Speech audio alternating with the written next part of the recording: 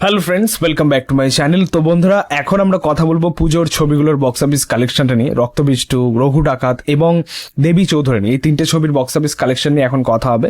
এবং অবশ্যই এটা প্রথমত জানিয়ে রাখি যে ট্র্যাক করার রিপোর্ট এখনো পর্যন্ত টিম থেকে বা অফিসিয়াল ভাবে আর কি প্রোডাকশন হাউস থেকে এখনো জানানো হয়নি আর কি বক্স অফিস কালেকশনটা, কোনো সিনেমারই নয়। হ্যাঁ, বাট যে কালেকশনটা আমরা পেয়েছি সেটা একদমই ট্র্যাক করা, আর হয়তো কম বেশি হতে পারে, বাট অ্যাপ্রক্সিমেটলি এই কালেকশনটা এখনো পর্যন্ত করতে পেরেছে আর কি ছবিগুলো। বাট একটা কথা ঠিক যে আমাদের যে একটা হিউজ এক্সপেকটেশন ছিল আর কি ছবিগুলো নিয়ে, এবং আমরা বলে এসেছিলাম যে এই পুজোটা হয়তো ঐতিহাসিক হতে চলেছে বাংলা সিনেমা ইন্ডাস্ট্রির জন্য। অবশ্যই তিনটেই বড় ছবি ছিল, এবং অ্যাকচুয়ালি আমাদের মানে এক্সপেকটেশনটা বা আশাটা ওই রকম ছিল যে ছবিগুলো হয়তো বক্স অফিসে খুব মানে বড় বড় সফলতা এনে দেবে। মানে রঘু ডাকাতের কাছ থেকে হয়তো একটু বেশি বেশি ছিল আর কি আমাদের আশাটা, বাট আনফর্চুনেটলি আমরা সেটা হয়নি। অ্যাকচুয়ালি আমরা সেই জায়গায় ডিসঅ্যাপয়েন্ট হয়েছি আমরা। তো দেখা যাক যে ছবিগুলো লাইফ টাইম কালেকশন কোথায় গিয়ে দাঁড়ায়। বাট এই সময় দাঁড়িয়ে ছবিগুলো যা কালেকশন করেছে, অবশ্যই কালেকশনটা ভালো কালেকশন, বাট আরো বেটার হলে হয়তো আমাদের এক্সপেকটেশন হয়তো ফুলফিল হতো। বাট দেখা যাক, ঠিক আছে, যে লাইফ টাইম কালেকশন কোথায় গিয়ে দাঁড়ায়। তো যাই হোক, প্রথমে আমরা রঘু ডাকাতের কালেকশনটা নিয়ে কথা বলি। এখনো পর্যন্ত রঘু ডাকাত যে কালেকশনটা করেছে প্রায় 7 কোটি টাকা, এবং এই কালেকশনটা আমাদেরকে শেয়ার করেছেন আমাদের রানা সরকার। তিনি রিপোর্টটা দিয়েছেন আর কি, প্রত্যেকটা ছবির বক্স অফিস কালেকশনের রিপোর্ট এখন তিনি শেয়ার করেছেন, আজকেই শেয়ার করেছেন। তো 7 কোটি টাকা, কিন্তু পাশে তিনি যে ব্লকবাস্টার লিখে রেখে দিয়েছেন, এটার কোনো মানে হয় না। কারণ আমরা জানি যে এই ছবির বাজেট প্রায় 8 থেকে 10 কোটি টাকার মধ্যে রঘু ডাকাতের যা বাজেট হয়েছে। তো 7 কোটিতে যদি ব্লকবাস্টার হয়ে যায় তাহলে কিছু বলার নেই, ঠিক আছে। হয়তো 2 কোটি হলেও সেটাকে ব্লকবাস্টার বলেই চালিয়ে দিত। তো যাই হোক, এখনো পর্যন্ত কিন্তু মানে যে জায়গায় যাচ্ছে অবশ্যই ভালো কালেকশন, হয়তো সুপারহিট হয়েই যাবে। 8-10 কোটি মানে আমার মনে হয় যে এই ছবিটা এখনো দিওয়ালি আছে, আর ছবিটা ভালো যেহেতু চলছে, দর্শকের একটা সাপোর্ট পাচ্ছে, সেটা আমরা দেখতে সব থেকে বড় কথা। ছবিটা যাই হোক, যেরকমই ফেক রিভিউ পাক, যেরকমই সমালোচনা হোক ছবিটা নিয়ে, নেগেটিভ রিভিউ পাক, যাই হোক না কেন, এই ছবিটা কিন্তু দর্শক সাপোর্ট করছে, যেটা দেখে সব থেকে ভালো লাগছে। ঠিক আছে, প্রত্যেকটা সিনেমা হলে দর্শক যাচ্ছে, সিনেমা দেখছে, আমার এটা সব থেকে বেশি ভালো লাগলো আর কি এই মুহূর্তে দাঁড়িয়ে। তো অবশ্যই এখন 7 কোটি, যেটা এখনো পর্যন্ত বলতে পারো যে মানে ঠিকঠাক জায়গা দিয়ে যাচ্ছে, বাট এখনই আমরা ব্লকবাস্টার বলতে পারি না আর কি ছবিটা। তো যাই হোক, দেখা যাচ্ছে আলটিমেটলি কালেকশনটা কোথায় গিয়ে দাঁড়ায়। সো এখন নেক্সট হচ্ছে রক্তবীজ 2 এর কালেকশনটা।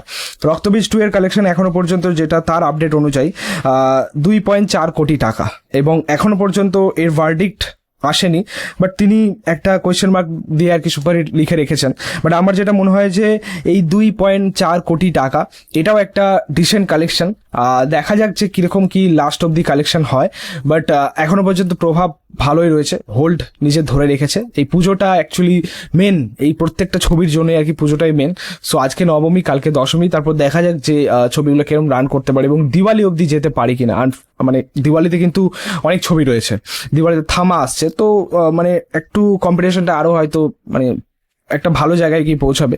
সো আলটিমেটলি দেখা যায় ছবিগুলো নিজের হোল্ডটাকে ধরে রাখতে পারে কিনা। বাট এটা ঠিক যে রক্তবীজ 2 এর কাছ থেকে বা উইন্ডোজ প্রোডাকশন হাউসের কাছ থেকে একটু বেটার কিছু আশা করেছিলাম এই 2.4 কোটি টাকা, যেটা এই মুহূর্তে দাঁড়িয়ে কালেকশন তাদের। বাট আমরা চেয়েছিলাম যদি গেম চেঞ্জার রূপে তাকে দেখতে পেতাম, মানে যেটা আমরা রক্তবীজের ক্ষেত্রে দেখেছিলাম, তো সেই সেম জিনিস আমরা দেখতে পেতে চেয়েছিলাম। বাট আনফর্চুনেটলি সেটা আর হলো না।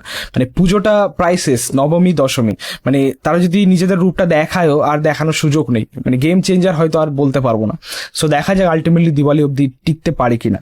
সো নেক্সট যে ছবিটা রয়েছে সেটা হচ্ছে দেবী চৌধুরানী। দেবী চৌধুরানীর কালেকশন হচ্ছে 2 কোটি টাকা, এখনো পর্যন্ত যে কালেকশনটা জানা যাচ্ছে 2 কোটি টাকা, অবশ্যই ডিসেন্ট কালেকশন। এটাও যে খুব বেটার তা নয়, তবে পুজোর মার্কেটের যা কালেকশন হয়েছে এটা অবশ্যই বেটার। এবার দেখা যাক যে মানে নন হলিডে যেগুলো রয়েছে আর কি পর পর রয়েছে, দিওয়ালির মানে পুরো গ্যাপটা যেটা রয়েছে, এই গ্যাপে কিরকম পারফরমেন্স করে ছবিগুলো। এবং দেবী চৌধুরানীর বাজেটও সেরকম মানে হিউজ নয়, এবং সেই কালেকশনটা তারা তুলতে পারে কিনা যেটায় ছবিটা হিট হয় বা সুপার হিট হয়। বাট এই যে ব্লকবাস্টার সুপারহিট যে দিয়ে রেখেছে, এর কোনো মানে হয় না। আমি জাস্ট এখানে অবাক হচ্ছি, মানে দর্শকের এত সাপোর্ট পাচ্ছে তারা, তবু তাদের হচ্ছে না। মানে ভুলভাল এরকম ভার্ডিক্ট দিয়ে ছবিগুলোর মিথ্যে একটা হাইপ সৃষ্টি করার চেষ্টা করা হচ্ছে, যেটা একদমই উচিত নয়।